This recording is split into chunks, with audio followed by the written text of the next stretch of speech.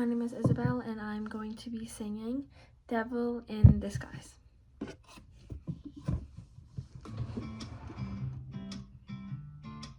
She said, "You think the devil has horns? Well, so did I. But I was wrong, his hair is combed and he wears a suit and tie.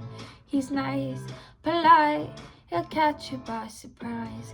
A smile so bright, you never bat an eye." So she was in a hurry. That's when she met him Sunday walking down the street. She dropped her bag, then it fell to his feet. He got down on one knee.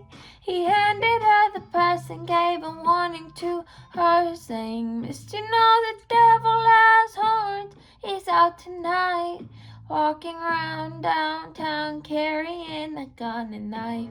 He'll fight, he'll die, but you'll see him clear as light. In evil sight, you should know the warning signs." So then he walked her to her home. He said, "A pretty girl like you can't be alone, because the devil, he will take all that you own, and he'll strip you to the bone."